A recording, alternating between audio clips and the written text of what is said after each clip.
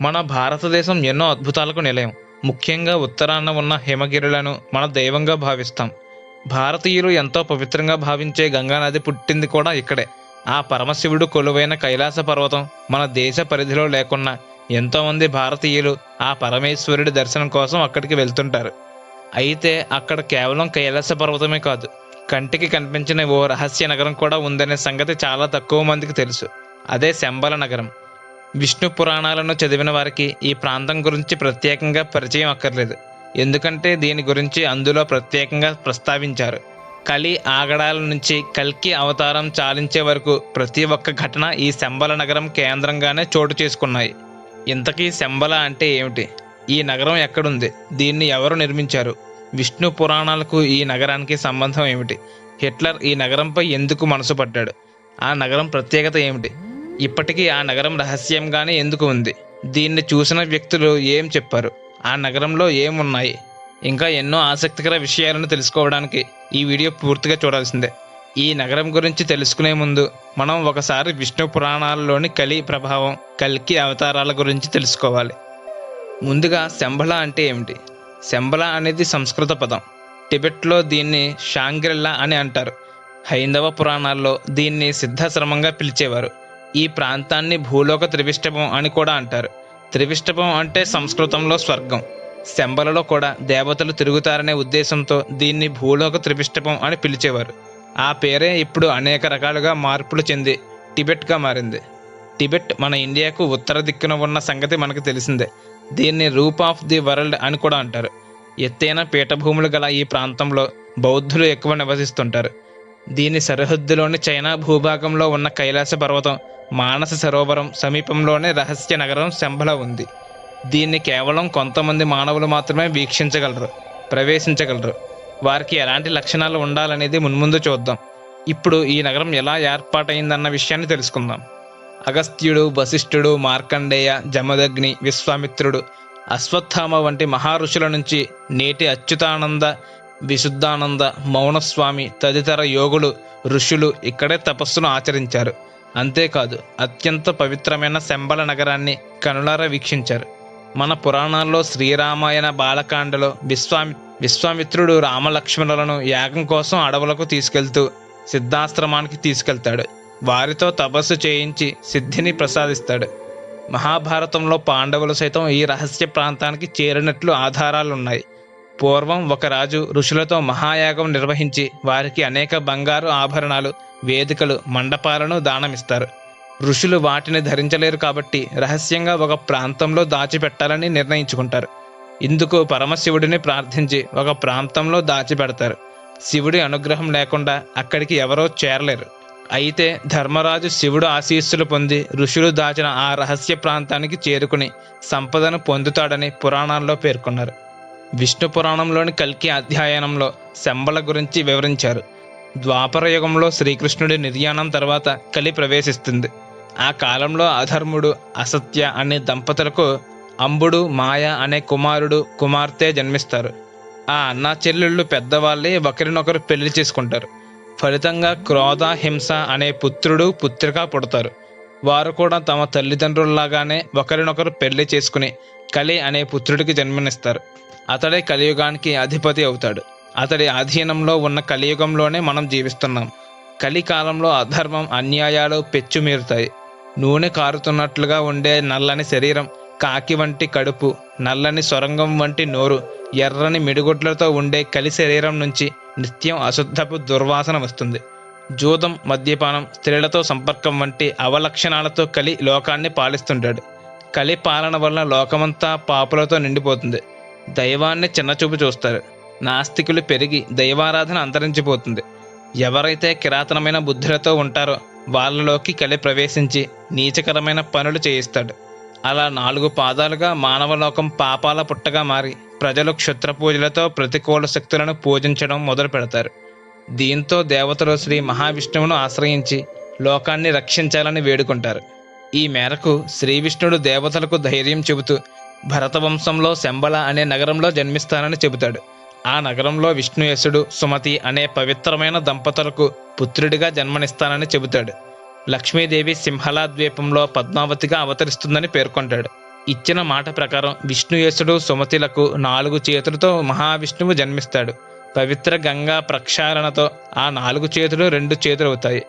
మృత్యుంజయుడైన మార్కండేయుడు కల్కి అని నామకరణం చేస్తాడు. ఉపనయనం తర్వాత కల్కి తండ్రి వద్ద సెలవు తీసుకుని శాస్త్ర విద్య వేదాలు నేర్చుకోవడానికి ప్రయాణం అవుతాడు. మార్గ మధ్యలో పరశురాముడు కనిపించి కల్కిని మహేంద్రగిరికి తీసుకెళ్తాడు. అక్కడ 64 విద్యలను కేవలం 4 నెలల్లోనే నేర్చుకుంటాడు కల్కి. అనంతరం కల్కి బిల్వోదక క్షేత్రానికి చేరుకుంటాడు. అక్కడ శివుడిని ప్రార్థించి సాక్షాత్కారం పొందుతాడు. ఈ సందర్భంగా శివుడు కల్కిని తన ఒడిలో కూర్చోబెట్టుకుని జన్మ రహస్యం చెబుతాడు. కలికాలంలో పాపాలను అంతం చేయడానికి ఈ అవతారంలో జన్మించావని చెప్పడంతో పాటు దివ్యశక్తులు గల గరుడ అశ్వాన్ని బహూకరిస్తాడు. అనంతరం రత్నపు పిడికిలి గల ఖడ్గాన్ని అందిస్తాడు. ఈ నేపథ్యంలో కల్కి సింహల ద్వీపానికి చేరుకుని పద్మావతిని పెళ్లి చేసుకుంటాడు. అక్కడి నుంచి శంబలకు తిరుగు ప్రయాణం అవుతాడు. అప్పటికి శంబల నగరం రూపురేఖలు మారిపోయాయి. ఎత్తైన భవనాలు, ఉద్యానవనాలతో అలరారుతుంది. సరస్సులు, సరోవరాలతో ఎంతో అందంగా ఆహ్లాదకరంగా కనిపిస్తుంది. ఒకప్పుడు చిన్న గ్రామంలో ఉండే ఆ ప్రాంతాన్ని విశ్వకర్మ నగరంగా తీర్చిదిద్దడంతో శంబల సర్వంగా సుందరంగా తయారవుతుంది. అయితే పాపుల్లో మాత్రం ఎలాంటి మార్పు రాదు. దీంతో కల్కి అక్కడ అధర్ములను సంహరించి ధర్మ సంస్థాపన చేస్తాడు. ఈ నేపథ్యంలో దేవతలు శంబలకు వచ్చి కల్కిని దర్శించుకుంటారు. తిరిగి వైకుంఠానికి రావాలని ప్రార్థిస్తారు.